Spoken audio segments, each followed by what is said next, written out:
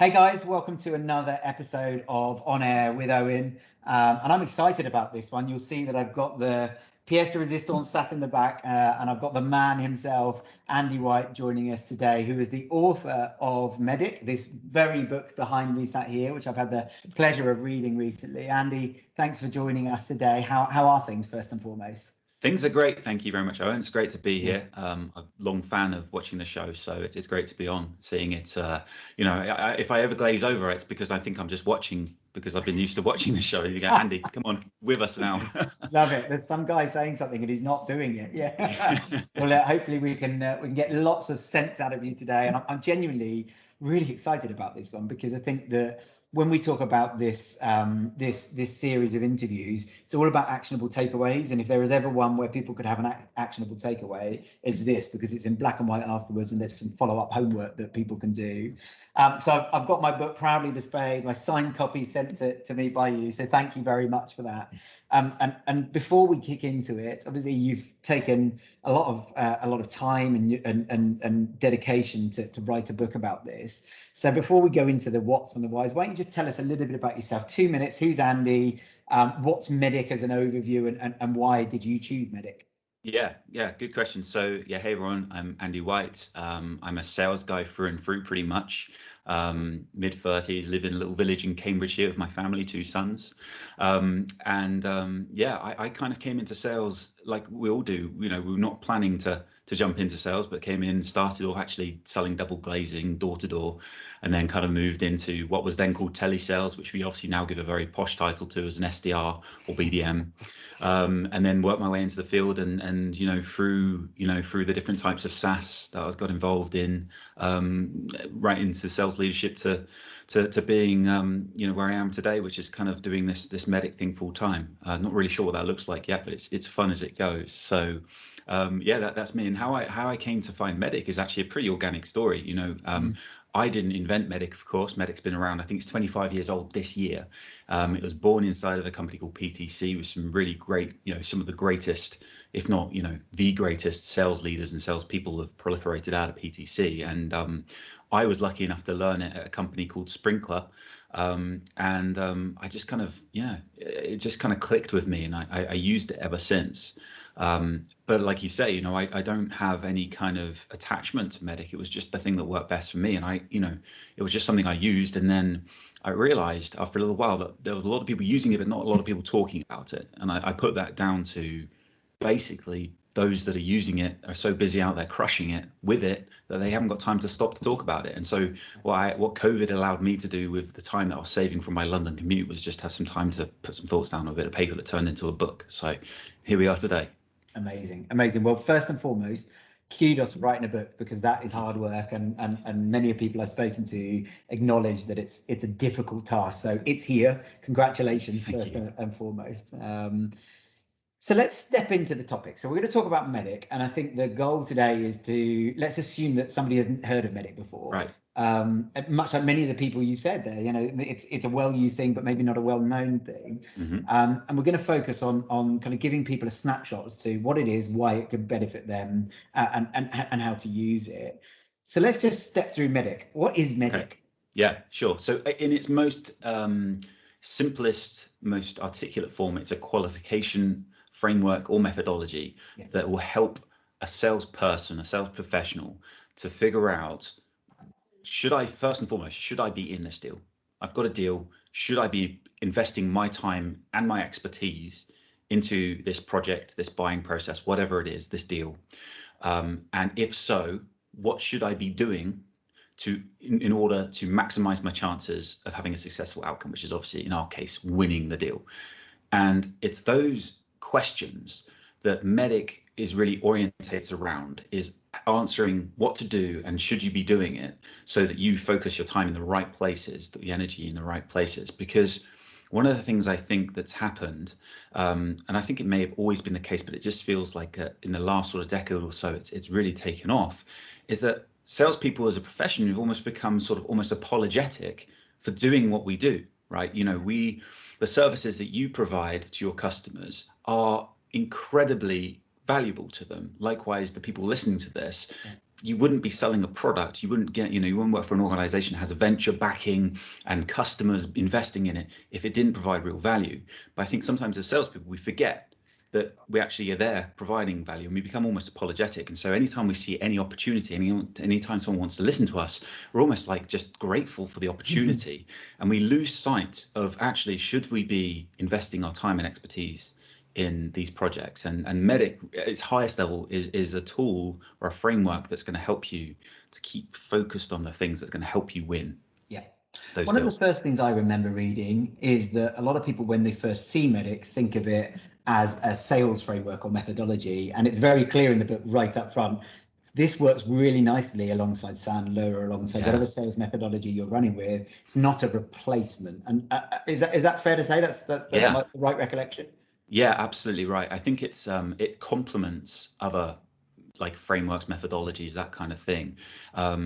And it's kind of like one of those things, I think, that, because one of the strengths it provides this sort of universal language for everyone in revenue to refer to things. So, if I say something like one of the C's stands for champion, well, if I'm talking about my champion, that it meets this criteria. And the same goes with, the process in which you're making a decision, the criteria in which you're making a decision, all the different elements of it. If let's say you're in post-sales and I'm in pre-sales, we have the same way of talking about those things, then it really makes things much more straightforward for us. And then if you think about overlaying, like you said, a process or a framework, a messaging or something like that on the top, it's just going to mean that, let's say now you're in marketing and I'm in sales, we can still get the message across to the right people in the right format as well. So I think probably BANT is the most commonly acknowledged qualification methodology. So it's effectively a replacement for something like a BANT or CHAMP or FAINT or any of those other ones that maybe are lesser known.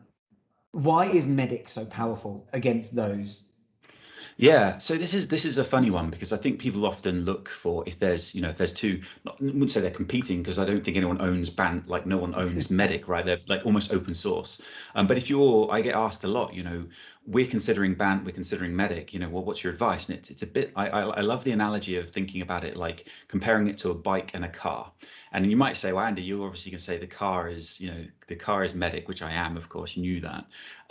But it's, and people say, well, the car's better than the bike, but it's like, well, maybe, right? Maybe, because if you've got to drive, from where you are to Cornwall, you're going to want to take a car, not a bike, although you are further down than I am in the country. Yeah. It's not as far as it's for me. Still a long way to Cornwall, trust me.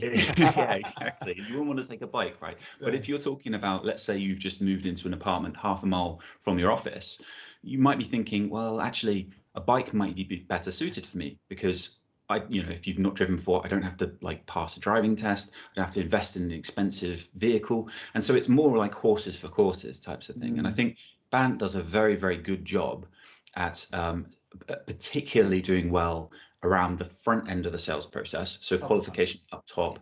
And then also for organizations that are selling something a little bit less complex. There's less decision makers involved, less complex decision processes, the what and how, all that kind of stuff. So MEDDICC for me, where it really comes into its own is it does the front end stuff that BANT does, in qualification, but then it goes all the way through the entire sales process and beyond in some cases.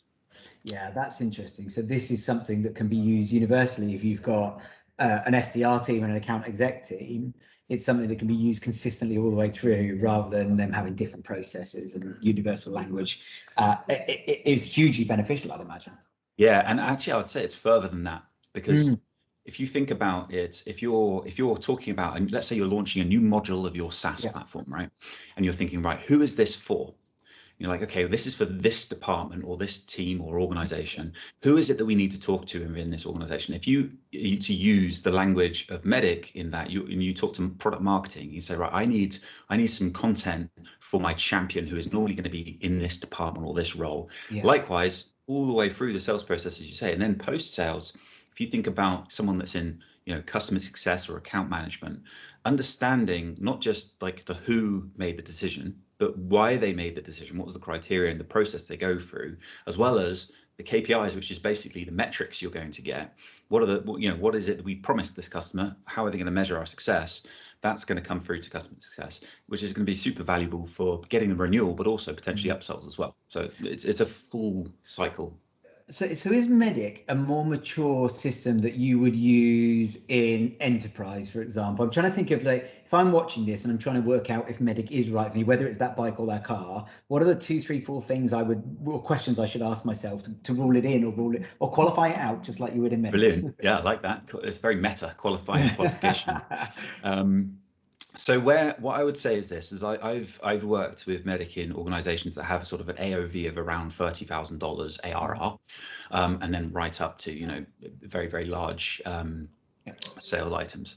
And it definitely comes more into its own when the deals get more complex. Not really relating to price, because like you said earlier, like it's not really a framework for how you visualize the value or how you articulate the value. It just helps you make sure that you understand the value. Yeah. So more complex, where there's multiple stakeholders, where there's a criteria that could change around how the customers make the decision, where it's very important that you impact that criteria too, is where it can help. So I would say, yeah, I think it's probably more towards the complex, more enterprise end of the market. Yeah. I'm making assumptions here. Is it likely to be led more towards purchases that are ambition-led, growth-led, that are being added on rather than what we would refer to as a necessity? Like, my accountant, I'm going to buy an accountant, and and because I have to, not because I'm ambitious necessarily, but I'm going to go out and get a new piece of sales technology or implement some enablement or a new platform because I want to move forward faster. Does it tend to fit better with that sort of a purchase where it's we might buy this rather than we need to buy it type scenario? Yeah, definitely. I think if you think about some of the organizations that have been most successful with MEDDICC, they've been disruptive. So they've not necessarily been category creators, although they do, that's really important when you're creating a category to qualify properly. They've been, like you say, disrupting. So it's less the commodity sales. Although one thing I would say is that I was talking to my accountant about this, who's also a great friend, and we were talking about, when he's pitching for new clients, and it's like what tends to happen is, he goes in, the client says, generally they have a moan about their existing accountant, or the reason why they're having to change. And he says, we don't do those things. Where actually, where he was really able to sort of click with him was where I started to say, well, what about the things that you do that others don't do? And how do you portray that to the customer? He says, well, we just normally talk to them about it. I'm like, well, what if you were to then take it a step further and say, you need this thing, or I've told you about this thing, you've expressed to me that you like that, and then go the extra step, which is to get it added to what we would class as the decision criteria. And so you say to the customer, it sounds to me, Owen, like what I've just told you about there is something that you feel like you guys would really need. And you're like, yes. Like, do you think if you had the choice, you'd want that? Yes. So you're probably leaning more towards picking a provider that can provide that than one that can't. Yes, great. Should we add that to the decision criteria then? Yes, great. And then something that is, in a lot of people's eyes, like you said, an accountant could be seen as a commodity, although they obviously vary in skill and stuff. You've actually added a service that they probably have to the criteria. So the others that had gone before may automatically be ruled out, or they at least have to revisit them to get those things added in. Interesting. So let's look at the end goal. So I'm implementing or have implemented MEDDICC, and I've done it well. And I think we'll touch on that at some point later. It's been implemented well. Why have I done that? What am I achieving by doing that? Yeah. Well, I'll do the classic sort of, value-based sales pitch off the back of this, which is to kind of take it back a couple of steps and look at the before state you're in before MEDDICC, which is going to be as an individual contributor, because let's start there. This classic kind of thing, if I said to you, that the words, I'm just checking in, those words are, for salespeople, people listening to this will be sort of, dipping their head a little bit in shame, because we've all sat there in front of an empty email going, need to speak to this customer. What do I say, right? And just checking in. And at its highest level, MEDDICC should stop you from being in a situation where you're just checking in, because it should provide you almost like a roadmap of what to do and who to do it with. So that's kind of the before state. You're going to find yourself in a situation where you're kind of just feeling like you're checking in. You're not going to know why you're winning, or if you're losing. You're not going to know why deal slipped, why you lost, why your competition beat you, how the customer's making decisions, how, not just like how, but the what they're making the decision on, all those kinds of things. Because they're quite hard to get to the bottom of, which is why our profession in sales is so sought after and why the top salespeople earn so much money. MEDDICC's going to give you the framework to kind of find out the answers to those questions and not find yourself just checking in. Yeah, I like that. And then so that's the step back, but you've done exactly what I'd expect you to do. So thank you for that. So I've made that decision. I am having those problems. I am checking in with my prospects regularly. I do find myself not having a reason to get in touch with them, but feeling like I have to and knowing that I need to. So I implement MEDDICC. So those are the problems it's solved, but what's the benefit at the end? What do I get out of that?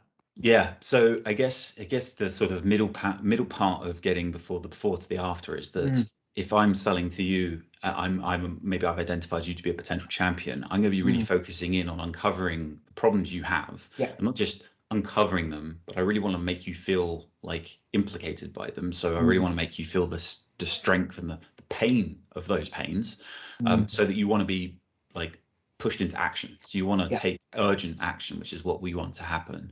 And so from that process of implicating the pain and building you as a champion, then I have like an ally within the account to work with me towards the outcome.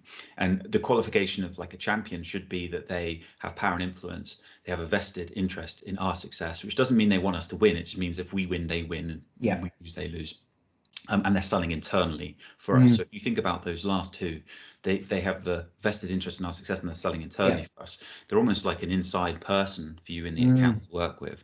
So if you take that into account and then go to the result you would have, you shouldn't need to just be checking in with your champion, because they should be checking in with you, if anything. And so I know this is much easier. This is very easy to say on a podcast about all these things, make it sound like selling is easy, but really, going back to my initial point is, if you haven't got someone that's prepared to at least entertain the idea of becoming a champion with you, then they're probably not that interested in your problem, or the pain isn't big enough for them to want to solve it either, which is fine, by the way. Not everyone, not everyone's going to, even if you have the best solution in the world, you're not going to be able to sell it to everyone.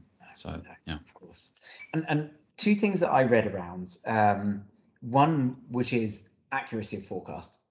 So I mean, I can't tell you how many times I've had this conversation. No doubt you have, and everybody who's watching this who's been in a forecasting discussion has had the same problem or been a part of the problem, that forecasting is hard. Right? We've done a podcast on it with Sean Evans from Funding Circle, who talked about something, but it's hard, right? We accept that it's hard. This will increase your forecasting accuracy. True or false? Absolutely true. Okay, good. Second one is the one I'm most interested in, which is around the efficiency and resource planning. Because there's one, which I guess these are interlinked, but there's one thing around being able to accurately forecast. There's another thing, which is ultimately a business outcome that's huge, which is if you're able to accurately forecast all of the operational costs, or I think it's resource allocation or resource planning that comes off the back. Do I need to hire another SDR, another sales rep? Maybe I can wait for longer and put some more money in our pocket and invest the money in other areas. That's the true benefit of this at the end of it from a business objective, isn't it? Yeah, and that's such an underappreciated problem, I think, that organizations have, especially, I know a lot of your audience are founders in technology as well. And I think like one of the things that I've seen founders struggle with is they just start to get the flywheel moving, right? And the sales start to come in. And it's like, okay, do we double down on sales? Because we've got the sales team telling us they're going to double, triple sales this year. And do we use that, the resources we have, which in a lot of cases is money, to make the sales team bigger, or like it's like a balancing act? Do we invest in the product? And like that's a really hard question to answer, because it's a bit like, if you take the money from the product and invest it in the sales team, then you might sell more, but then your competitors catch up, or you might start to churn customers because they don't see the value. And so getting that right is really hard. And if you can just add accuracy of forecast to that, it's going to help it's going to help founders sleep a lot easier at night, because they're not going to be worrying. They're not going to feel like they're taking risks. They're going to feel like they're making informed decisions. Which is huge, which is absolutely huge. Forecasting accuracy in itself is only worth whatever the decision-making process is off the back of that, isn't it? So if you do nothing with it, it's worth nothing. If you, like you say, make informed decisions, that can be the difference between hiring another 2 salespeople or not. It can be the difference between investing more in demand or top of funnel or not. And ultimately, we're talking about, as I understand it, gaining efficiencies. So your very first sentence around MEDDICC was, should I be in this deal? How much of the time do we spend in deals where the answer of that is no? And I don't know, do you have any data or analytics or research around how much time people spend in deals that they should just be out of? Yeah, I mean, like I can talk for myself through like, you know, from pre-MEDDICC as a sales guy, where I was, you know, I felt like if I just outworked everyone else, like I would win always, because I knew my products really well, I knew the space really well. I felt like I had a good natural selling ability. But I'd look around me in the sales team, and these people would be outperforming me, and they'd be turning up like 2 hours after I did. They wouldn't be staying as late in the office, and they would have half the pipeline. And I told myself they were lucky. That was my excuse. They're lucky, you know. Oh yeah, well, if I had Lucozade deal, if I had the BBC deal, whatever it was, like I'd be doing that as well. No, the reality was they had the same amount of opportunities as I did. Maybe not quite as many because they weren't hustling as those hours at the top and the end, but they were making more of what the opportunities they had, because they could say, right, instead of having 10 opportunities, I'm going to spread myself thinly across and have those 4, but I'm absolutely going to win at least 2 of them. And that's much better than me, where I was like, well, I might win all 10 of these and running around trying to like win all of them. And you know, just, like there is another part of this as well, which is a commonly missed benefit of being very good at qualification, which is that if you are a better qualifier, you become mentally stronger. And when you're a salesperson with a strong mental mindset, and you value yourself more, you actually come across more valuable to your customers. And they're like, wait, I need to see this Owen guy, because if I don't see him now, he's going to go and see somewhere else, and he'll sell something, he'll be too busy for me. And it's like a flip. It works. It works very well. Do you know what? Anecdotally, funny story related to that. I've got a friend who has been single for a long time, really struggled to get in a relationship. And the moment he got a relationship, the first thing he said to me is, now I keep meeting all these, they keep wanting, you know, they want to take me for a drink and that kind of stuff. He said, and I said, it's because you're taken. So that you have a different aura about you. You don't look as desperate. And I think that carries across into sales. And if I'm desperate to sell to everybody, I've got a different mentality, a different tone, a different demeanor around me. Then if I know that you've got to earn the right to be in my pipeline, you've got to earn the right to take my time. And I think that's a really emotionally difficult thing to get over for a natural salesperson whose instinct is to sell to everybody. I've got to talk to people, I've got to have conversations. I like that they're showing interest, so why wouldn't I go down this route? And it's almost counterintuitive, but the values, I think you're spelling them out really well, are huge if you can learn to do that. Yeah, it's a bit like one of my favorite Zig Ziglar quotes, which is that timid sellers have skinny kids, which is brilliant. But it kind of points back to that thing of just being more confident in yourself. And you know, a lot of that will come from your success and you sort of doing all the other good things. Important things are important as a salesperson to do, like understand your product, understand your space, understand psychology of how to talk to people and how to build relationships. All of those things you still will need, but MEDDICC comes like that framework that underpin it to make sure you're, you know, all those things. The biggest feedback I get from people when they write to me and say they've read the book is that they're like, oh, I was always doing this. I always felt like this was what I did, but I didn't know I was doing MEDDICC. And it's like, that's why I think it's been so successful, is because it's basically it's almost putting like a blueprint on good selling. Yeah, and it's interesting because I think there'll be people watching this, I'd imagine, who would go, geez, this is scary. The thought of talking to people with maybe inbound inquiries who want to talk to me and qualifying them out, you know, my deal size being, my pipeline size being small, let's go, what if I get it wrong?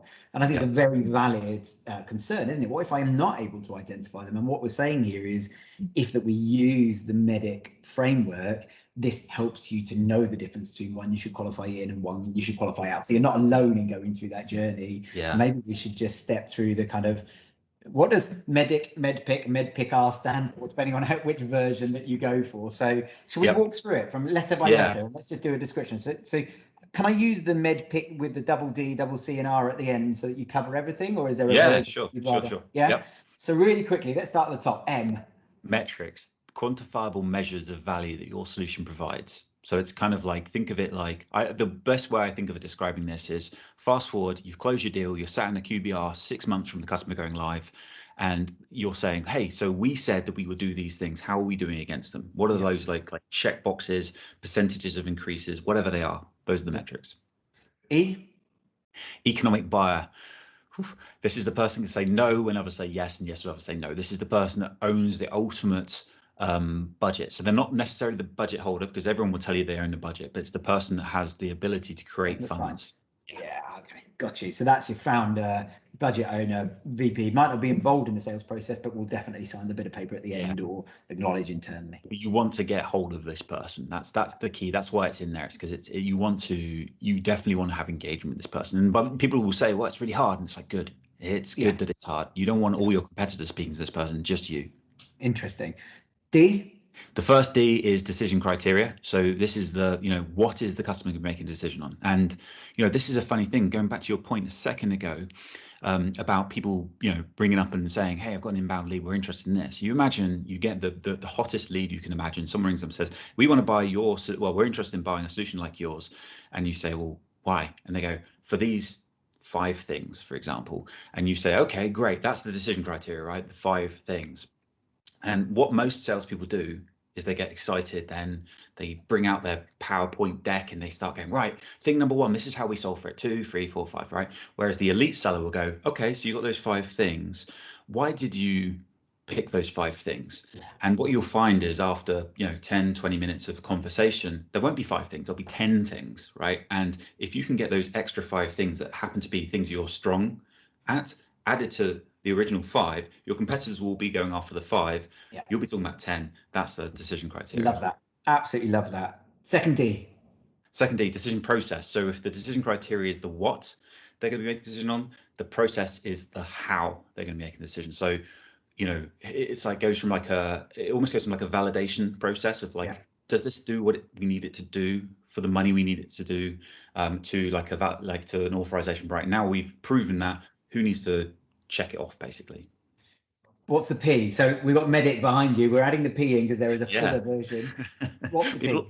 So I always prefer MEDDPICC with a P, which is for paper process. So this is people think it's about once you've kind of got the vendor of choice and you're getting into contracts, but actually NDA is part of the paper process. It comes before, and this is everything that can take a ton of time. And the biggest reason why deals slip is because you lose, procurement, you lose legal, people go on holiday, people go on maternity, paternity, all this stuff. So it's really taking control of the process in which the paperwork has to go through to get your deal signed. Good version of that would be things like InfoSec forms, like filling out questionnaires around your information security and data, all that kind of stuff that gets in the way. You're gonna have to put like some warning up for your listeners, because I don't know about you, but when I hear InfoSec, I look like some sort of It always comes in. This is again going back to not managing your deal. We've had it in the past. Comes in right at the 99th, the 89th minute, and you think, oh no, why didn't we talk about this earlier? Really, really good point. Okay, what's the I? This is an interesting one, because the I, depending on who you talk to, stands for different things, but it's generally pain. And you're like, hang on a minute, I know there's an I, but it's identify the pain, and then the way I say it's implicate the pain. And very quickly, difference between the 3 I's is in the book. Identifying the pain is easy to do. You can just say, oh, I've got this pain. All right, I see you got that pain. Now let me talk about how I can solve that pain. Indicating the pain is what a lot of salespeople do now, which is they'll put a business case or an ROI behind it. So you've got this pain. This is how much it's costing you. Don't you want to fix it? And then the elite one, which is the implicate the pain, which is where you dig deeper, you do good discovery, and you really bring that pain up and up and up and up in that person, because so they go from thinking, all right, this is something that's annoying, to being like, this is something I absolutely have to solve now, if not sooner.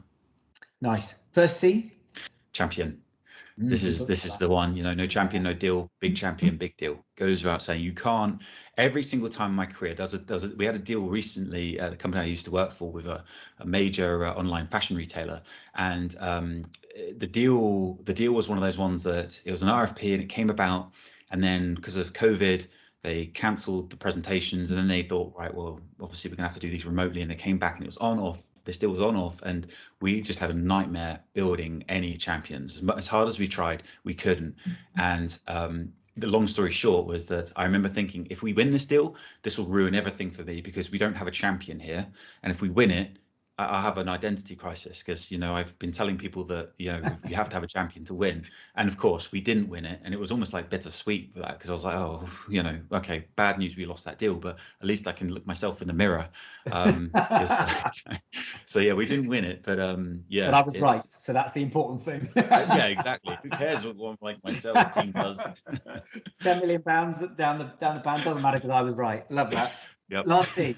What's the second C? It's the competition, which is people go, oh, okay, competition. But actually, I think about competition as any one person thing or anything within your deal that is competing for the same budget or resources you are. So even, you know, even if you're thinking about, you know, let's say you're selling an email like service provider like Braze and someone else is selling something completely different like analytics software, that can be a competitor of yours, even though, you know, you're not selling the same tech. They could be competing not just for the budget, because there could even be two budgets, but there could be a team of project managers that have, or you could, you know, quite rightly say, well, we're only going to implement one bit of tech this quarter. And so that's still a competitor of yours, and still a lot of the ways you beat your competition will matter in that regard.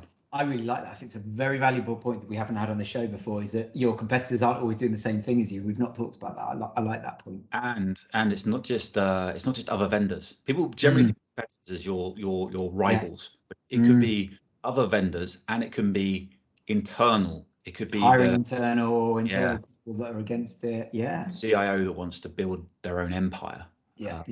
Very interesting. Very interesting. Then there's this random R that gets stuck at the end. Go on, give me the R. Do you know what? I was once doing a podcast like this with someone, and someone goes, and then some guy like he was very derogatory, said someone's added an R on the end. And that's really seems stupid to me. And I was like, that was actually me. So I basically, R stands for risks, and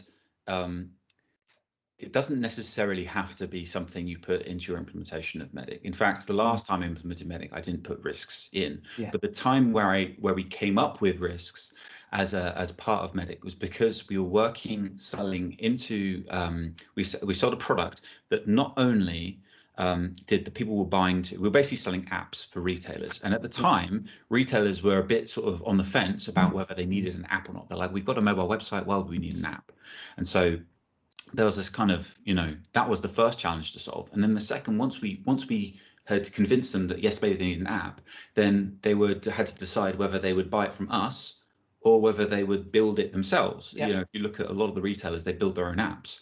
So it was like there was like these two major risks that existed in every deal we went into. Are they actually bought into apps? And if they are bought into, do they want to build it themselves? And so that's just two examples of risks that existed in every single deal. And it was a bit like, you know, red, amber, green. If we can just stick a red on that, we know that before doing anything else, there's no point sort of doing anything else unless we've overcome that as a risk, or at least keep it very front of mind in any conversation. So that's where risks comes in. You also find people add another C for compelling event. People add, sometimes P stands for partners. Someone wanted to put T in for trust. Someone wanted to, where I put the R at the end, they wanted to put the R after the P, which makes it sound rude, which I'm totally against. Ban from Amazon. But yeah, the point is this, is nobody owns MEDDICC. It's an open source, it's like I like to call it, open source sales framework, which means that you can kind of use it how you want to use it. Don't let anyone tell you that there's a right or wrong way of using it. What matters really is that you're using it, for me. Yeah, love that. And we've talked before about the fact that sometimes it's a top-down thing, so it's a leader decides this is something I want to implement in the business, but other times it can be a bottom-up where individual contributors say, hey, I want to sell using this framework, I want to get better at what I'm doing at an individual level, and it can be implemented across the business or just run at an individual level. I'm guessing you've seen that be successful as well. Yeah, so this one of the things that's really blown me away from doing this MEDDICC stuff. So, you know, you did the book. I've also done an online training course for MEDDICC as well, MEDDICC MEDDPICC Masterclass, is the amount of people that are buying it with personal email addresses.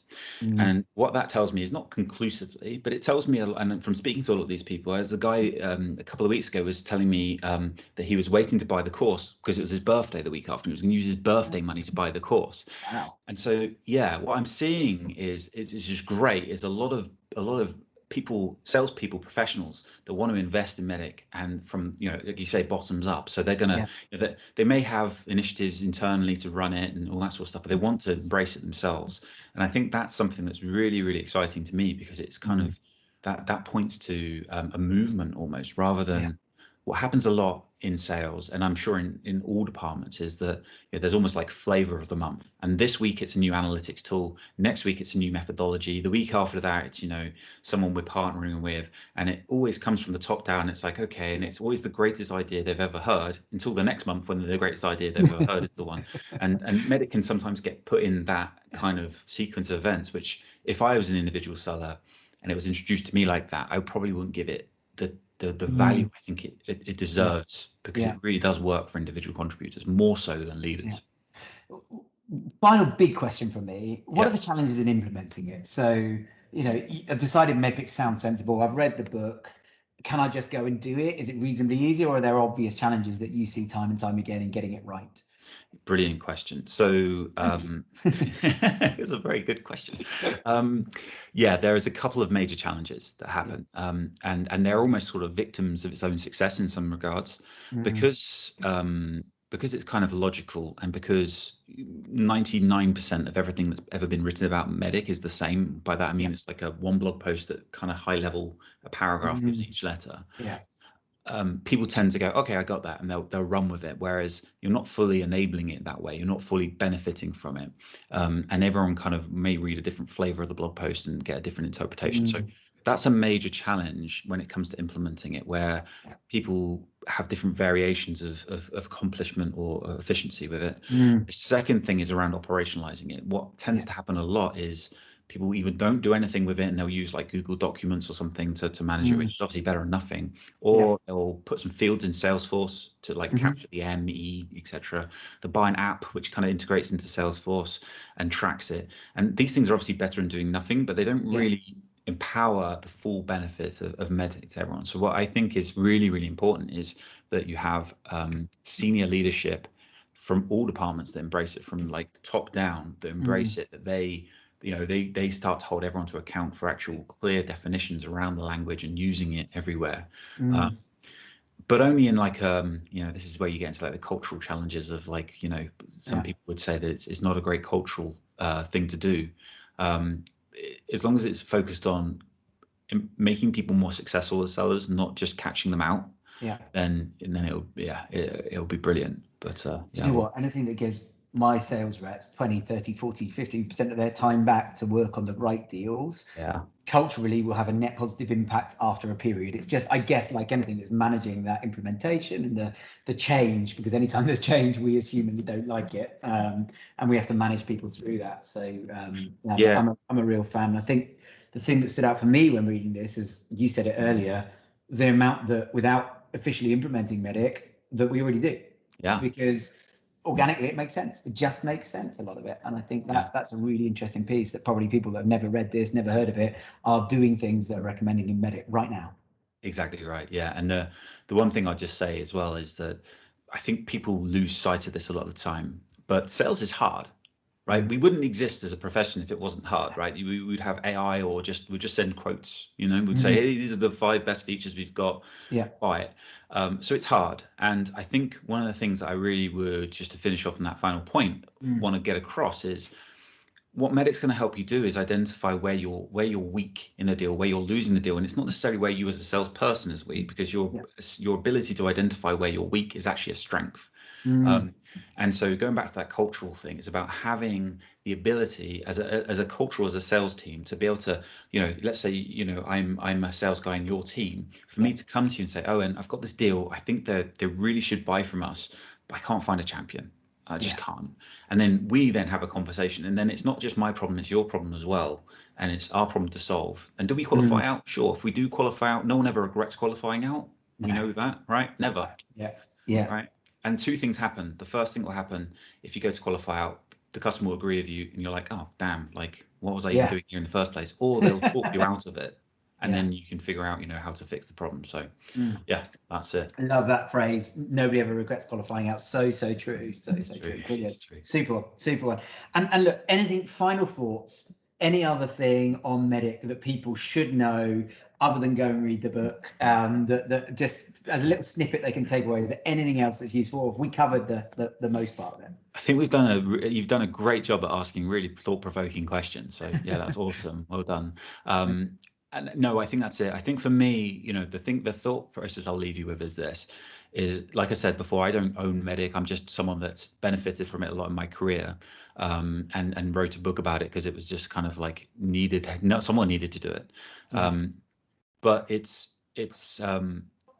I guess like what I'd say is if you look at the most successful sales organizations out there, and I'm sure people just by listening to this podcast are aspirational people that want to take steps on in their career, by embracing it and leaning into it, you're going to align yourself with some of the greatest sales organizations out there.